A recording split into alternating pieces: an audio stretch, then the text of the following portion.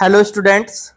तो बच्चों, आज नया चैप्टर लेके आया हूँ, थर्मोडाइनेमिक्स, क्लास 11th, नीट के क्वेश्चन 36 ईयर वाले सारे करेंगे।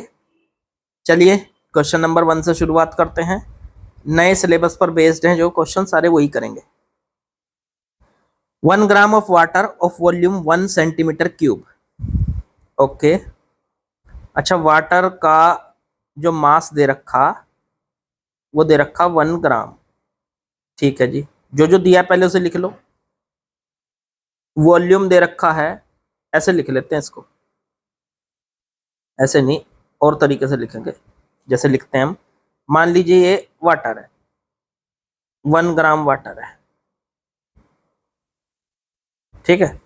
और इसका जो वॉल्यूम है वो है 1 सेंटीमीटर क्यूब, और टेम्परेचर इसका है 100 degree centigrade. Is converted into steam, इसको कन्वर्ट किया स्टीम में, इसको कन्वर्ट कर दिया, स्टीम बना दिया इसको। ठीक है बच्चों, और 1 ही ग्राम रहेगा, ये स्टीम बन गया, लेकिन इसका वॉल्यूम चेंज हो गया। V1 था पहले वॉल्यूम, अब दूसरे को कह दो V2। वो कितना कर दिया इन्होंने, ये है 1671 centimetre cube. Okay, atmospheric pressure दोनों बार सेम रखा इन्होंने। पहली बार का प्रेशर भी देखो ये लिख रखा है 10 की पावर 5 पास्कल। पहली बार का प्रेशर भी 10 की पावर 5 पास्कल है, और दूसरी बार का प्रेशर भी 10 की पावर 5 पास्कल है। इसका मतलब प्रेशर चेंज नहीं हुआ। टेम्परेचर भी इन्होंने चेंज नहीं होने दिया, टेम्परेचर 100 डिग्री सेंटीग्रेड ही है दोनों बार में। ठीक है, अब if the specific latent heat of vaporization of water is, specific heat दे रखी है, the change in internal energy. Okay, देखो भाई आपको सीधी सी बात बताएं, मान लीजिए पानी किसी उसमें भरा हुआ था 1 ग्राम वाटर, तो इस वाटर को लगातार हीट दी जा रही थी। इसको दी गई हीट को मान लेते हैं हम डेल्टा क्यू। अब उससे इसका टेम्परेचर तो बदला नहीं, लेकिन इसकी स्टेट बदल गई, ये वाटर से स्टीम में बदल गया। अब आपको पता है होना चाहिए फर्स्ट लॉ ऑफ थर्मोडाइनेमिक्स के अकॉर्डिंग कि जितनी भी हम हीट किसी सिस्टम को देते हैं वो कहाँ कहाँ यूज होती है, डेल्टा क्यू। तो एक तो उसके अंदर जो पानी भरा है वो क्या बन गया, भाप बन गया, स्टीम बन गया। तो एक तो उसकी इंटरनल एनर्जी बढ़ गई डेल्टा यू, और प्लस उसका वॉल्यूम बढ़ गया। देखो वॉल्यूम पहले 1 सेंटीमीटर क्यूब था, अब इतना सारा हो गया, 1671 सेंटीमीटर क्यूब हो गया। तो इसका एक वॉल्यूम बढ़ गया, तो उसकी वजह से इसकी हीट जो है वो वर्क में बदल गई। इसका मतलब फर्स्ट लॉ ऑफ थर्मोडायनेमिक्स कहता है कि आप किसी सिस्टम को जितनी भी हीट देते हैं वो दो जगह जाती है, एक तो उसकी इंटरनल एनर्जी को बढ़ाने में डेल्टा यू, और दूसरी जगह जाती है डेल्टा डब्ल्यू। अब हमसे सवाल पूछा है इंटरनल एनर्जी कितनी उसकी चेंज हुई, मतलब डेल्टा यू हमसे पूछा है। तो उसके लिए हमें एक तो ये डेल्टा क्यू पता होना जरूरी है, डेल्टा क्यू। तो डेल्टा क्यू का फॉर्मूला होता है, डेल्टा क्यू के 3 फॉर्मूले बता रखे हैं मैंने। एक तो स्टेट अगर चेंज होगी m/l, दूसरा या फिर ms डेल्टा टी अगर टेम्परेचर चेंज होगा, और तीसरा nc डेल्टा टी अगर टेम्परेचर चेंज होगा और मोल्स दिए हुए हों, क्योंकि n यहाँ पे मोल्स है। तो इनमें तीनों में से फॉर्मूला कौन सा लगेगा, ये लगेगा पहले वाला, क्योंकि यहाँ पे टेम्परेचर तो बदल नहीं रहा। टेम्परेचर तो पहले भी देखो 100 था, बाद में भी 100 है, यहाँ पे चेंज हो रही है इसकी स्टेट। तो Q बराबर m/l फॉर्मूला लगेगा। तो सबसे पहले तो डेल्टा Q निकाल लो, m/l। m कितना है इसका 1 ग्राम, l कितना है इसका तो एल दे रखा देखो ये लेटेंट हीट ऑफ वेपोराइजेशन, तो वो है 2256 जूल पर ग्राम, ग्राम से ग्राम कट गया, तो डेल्टा क्यू की वैल्यू आ गई 2256 जूल। इसका मतलब हमने जो इसको हीट दी है टोटल वो कितनी दी है 2256। अब देखो हमें डेल्टा यू निकालना था, डेल्टा क्यू तो हमने कैलकुलेट कर लिया, पहला स्टेप हमारा कंप्लीट। अब जरा डेल्टा डब्ल्यू निकालो, तो डेल्टा डब्ल्यू निकालने के लिए फॉर्मूला क्या है, तो डेल्टा डब्ल्यू निकालने के लिए फॉर्मूला होता है पी डेल्टा वी। ये तब लगता था फॉर्मूला जब प्रेशर कांस्टेंट होता है, अगर प्रेशर कांस्टेंट है आप इसको लगा सकते हो, तो प्रेशर इनटू में डेल्टा वी को लिख सकते हैं V2 माइनस V1। तो प्रेशर कितना दिया है 10 की पावर 5, V2 माइनस V1, तो V2 कितना है देखो बाद वाला वॉल्यूम 1671 और माइनस V1 कितना है 1। अब ये सेंटीमीटर क्यूब में है, लेकिन इसको मीटर क्यूब बनाने के लिए 10 की पावर माइनस 6 से कर दो मल्टीप्लाई बच्चों, तो ये मीटर क्यूब में बदल गया। अब देखो 10 की पावर 5 जो था ये प्रेशर की वैल्यू, ये तो पास्कल में है, और वॉल्यूम जो है वो 10 की पावर माइनस 6 वो मीटर क्यूब में आ चुका है। अब ये आ गया 10 की पावर 5 10 की पावर माइनस 6, तो ये बन गया 1671 माइनस 1, तो 1670, और इनटू में 10 की पावर बची -1, एक जीरो से 10 की पावर -1 को ऐसे लिख सकते हैं 1670 बटे में 10 को नीचे ले जाओ, जीरो से जीरो कट गई, ये आ गया 167 जूल। इसका मतलब वर्क कितना किया, तो 167 जूल। अब चेंज इन इंटरनल एनर्जी पूछी है डेल्टा यू, तो उसके लिए क्या करेंगे, डेल्टा डब्ल्यू को इधर ले आओ, तो ये हो जाएगा delta Q minus delta W. Delta Q की वैल्यू कितनी थी 2256 जूल, माइनस डेल्टा डब्ल्यू आया 167 जूल।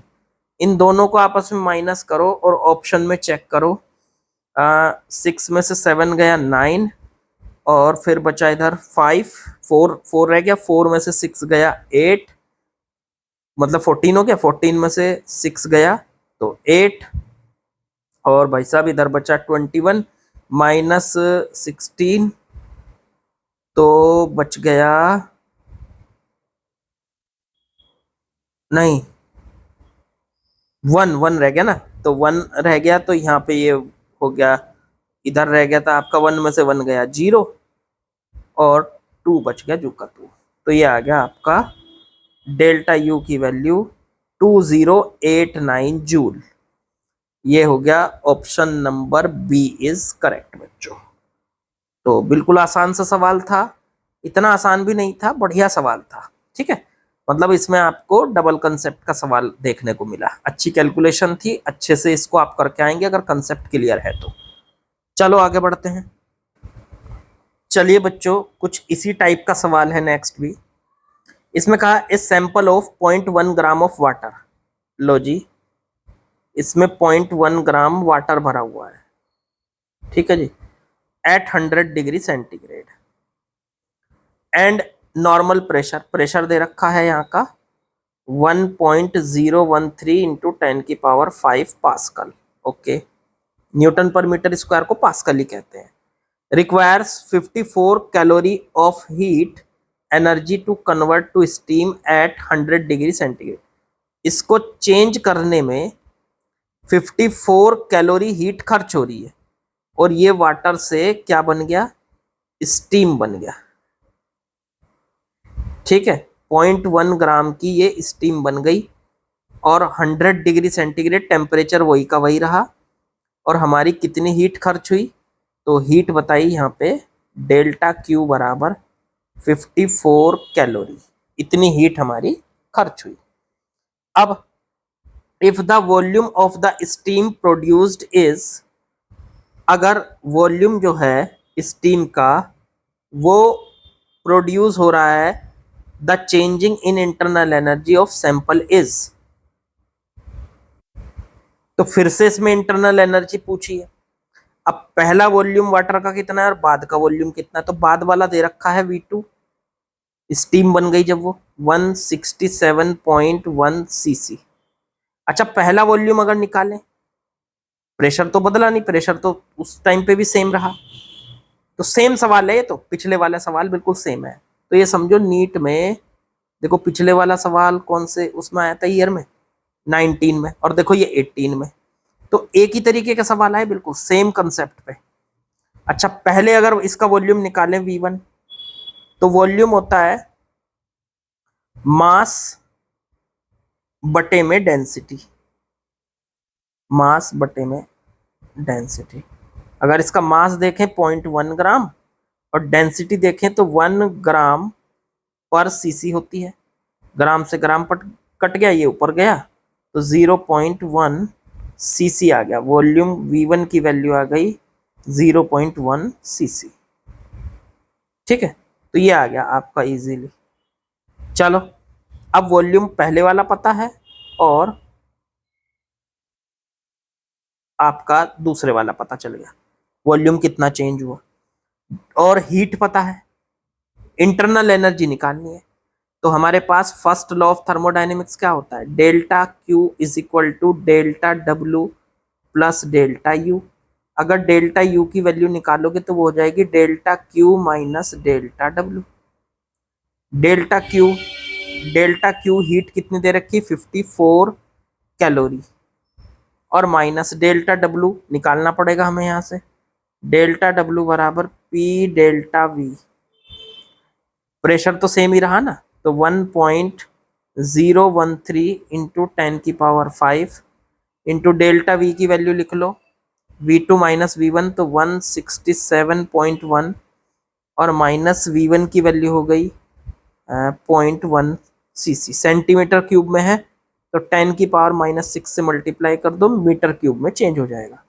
ये हो जाएगा 1.013 इंटू 10⁵ इंटू अंदर बचा 167.1, इसमें से माइनस हो गया, और 10⁻⁻6। इसको चेक कर लेता हूं मैं जरा, ये कितना आ रहा है। यहाँ पे थोड़ा सा पेन में दिक्कत है, चलो मैं करता हूँ इसको चेक। तो इसको सॉल्व करके आ रहा है बच्चों 16.9 917 लगभग इतना आ रहा है, इतने जूल। ठीक है, ये आ रहा है आपका। ये थोड़ा सा सही से लिख देता हूँ, 16.9 और 17 इतने जूल। ये क्या आ गया आपका, वर्क आ गया। इसे उठा के यहाँ रख दो। तो डेल्टा क्यू की वैल्यू है 54 कैलोरी, डेल्टा डब्ल्यू हमने निकाल लिया 16.917। तो भाई साहब ये आ रहा है अप्रोक्सीमेट, इसको देख लें अगर, एक मिनट, ये कितने में है, ये तो जूल में आया ना, और ये था कैलोरी में, इसे जूल में बदलना पड़ेगा भाई पहले। तो पहले तो डेल्टा क्यू को जूल में बदलो, यहाँ लिख लेता हूँ 54 कैलोरी है, 54 में 4.2 की मल्टीप्लाई कर लो, ये जूल में बदल जाएगा। तो ये जूल में आ जाएगा आपका 205 इसे उठा के रखो यहाँ, तो ये हो जाएगा आपका 225.72। उठा के इसमें से इसको माइनस करेंगे तो 208.7 जूल आ रहा लगभग। तो ऑप्शन बैठ गया हमारा बी, बिल्कुल पहले जैसा ही क्वेश्चन था, आसान था, कुछ नहीं था इसमें भी। ठीक है, तो इजी से क्वेश्चन था। चलो, इस कंसेप्ट पे सवाल पूछा जाता है, मतलब ये समझ लो बात को, इस कंसेप्ट पे सवाल आता है। चलो आगे बढ़ते हैं, चलिए अगले सवाल में आते हैं। ड्यूरिंग एन आइसोथर्मल एक्सपेंशन, देखो आइसोथर्मल एक्सपेंशन याद करो क्या होता था। आइसोथर्मल एक्सपेंशन में टी जो है वो कांस्टेंट रहता था, मतलब डेल्टा टी की वैल्यू 0 होती थी। अब डेल्टा यू इंटरनल एनर्जी का फॉर्मूला होता है N C V delta T. अगर डेल्टा टी 0 है तो रख दो यहाँ, तो डेल्टा यू भी 0 होगा, मतलब चेंज इन इंटरनल एनर्जी 0 होगी। आगे पढ़ो। एक confined ideal gas does 150 joule of work against its surrounding, मतलब इसमें जो डेल्टा डब्ल्यू दिया है वो माइनस का 150 जूल दिया है, 150 जूल वर्क यहाँ पे किया, वो भी माइनस में। ठीक है, अब इस हिसाब से डेल्टा यू तो हो गया 0, डेल्टा डब्ल्यू दिया है -150। अब आगे पूछा हीट के बारे में, क्योंकि सारे ऑप्शन में हीट के बारे में पूछा, मतलब डेल्टा क्यू निकालना है। तो फर्स्ट लॉ ऑफ थर्मोडाइनेमिक्स होता है डेल्टा क्यू बराबर delta U plus delta W. Delta Q मुझे निकालना है, डेल्टा यू की वैल्यू रख दी 0 और डेल्टा डब्ल्यू की रख दी वैल्यू माइनस का 150, माइनस का 150।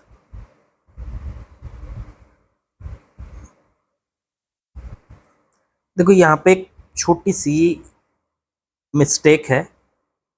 During an isothermal expansion A confined ideal gas does, जब गैस वर्क करती है तो वो अगेंस्ट सराउंडिंग वर्क करती है, और वो अगेंस्ट सराउंडिंग हमेशा प्लस में होता है। इन्होंने यहाँ पे माइनस दे रखा है, ये माइनस नहीं होगा, प्लस होगा। ठीक है, तो इसे माइनस की जगह प्लस लो, तभी बैठेगा, इसका आंसर ही नहीं बैठ रहा वरना। देखो दो बातें हैं, आइडियल गैस जब वर्क करती है तो उसे प्लस में लिया जाता है, और जब वो उस पर वर्क किया जाता है तो उसे माइनस में लिया जाता है। तो यहाँ तो ideal gas against surrounding work कर रही है तो वो तो प्लस में ही लिया जाएगा, तो इसलिए यहाँ पे प्लस होगा। तो तब डेल्टा क्यू की वैल्यू प्लस 150 आएगी, और प्लस 150 जूल का मतलब होता है कि हीट सिस्टम को दी जा रही है। अगर डेल्टा क्यू प्लस आए तो सिस्टम को हीट दी जा रही है, और अगर डेल्टा क्यू माइनस में आ जाए तो सिस्टम से हीट ली जा रही है। तो यहाँ पर तो सिस्टम को हीट दी जा रही है, इसका मतलब हम कह सकते हैं heat added to the system, system को ऐड किया जा रहा है, मतलब हीट ऐड की जा रही सिस्टम के अंदर। तो उस हिसाब से आपका आंसर हो जाएगा सी। ठीक है, अच्छा अगर माइनस होती है, अब पता नहीं मिसप्रिंट है या कैसे है, आंसर इसमें सी दे रखा है, मैंने तो आंसर से मैच कराने के लिए इसको प्लस ले लिया, लेकिन अगर ये माइनस में थी तो फिर इसका आंसर डी होता, समझे। तो वो आप भी देख सकते हो किसी बुक में कि क्या दिया हुआ है क्या नहीं दिया हुआ, लेकिन अगर माइनस प्लस मान के करें तो इस हिसाब से आंसर सी बैठेगा, वो तभी बैठेगा जो इन्होंने दे रखा कि जब इसको हम प्लस मान के करेंगे। ठीक है, चलो बढ़ते हैं अगले सवाल में। चलो अगले सवाल में आते हैं, इसमें क्या दिया है, the internal energy change in system that absorb 2 kilo calorie of heat. ठीक है, डेल्टा यू तो पूछा है, इंटरनल एनर्जी कितनी चेंज हुई, और हीट कितनी एब्जॉर्ब की इसने, 2 किलो कैलोरी, ये हीट इसने एब्जॉर्ब की। अच्छा, जब सिस्टम हीट को लेता है एब्जॉर्ब करता है तो उसको प्लस में लिया जाता है, इसलिए यहाँ पे ये 2 किलो कैलोरी प्लस में लेंगे, और इसको कैलोरी में लिखें अगर तो 2000 कैलोरी लिख सकते हैं प्लस में। फिर and work done work 500 joule, और डेल्टा डब्ल्यू की वैल्यू दे रखी है 500 जूल। देखो अगर गैस वर्क करती है तो प्लस में लेते हैं, और गैस पर वर्क किया जाता है तो माइनस में लेते हैं। तो गैस वर्क कर रही है इसलिए इसको हमने यहाँ पे प्लस में ले लिया। बोलो समझ आई बात कि नहीं। अब बस उठा के इसको रखना है, डेल्टा क्यू बराबर first law of thermodynamics delta U plus delta W. अब डेल्टा यू को तो निकालना है, डेल्टा क्यू की वैल्यू 2000 हो गई, और डेल्टा यू निकालना है, और प्लस डेल्टा डब्ल्यू 500 हो गया।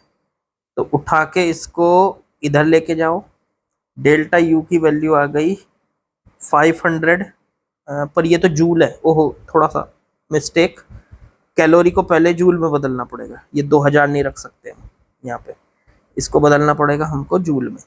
तो 2000 कैलोरी था, उसे 4.2 से मल्टीप्लाई कर लो, तो ये हो जाएगा आपका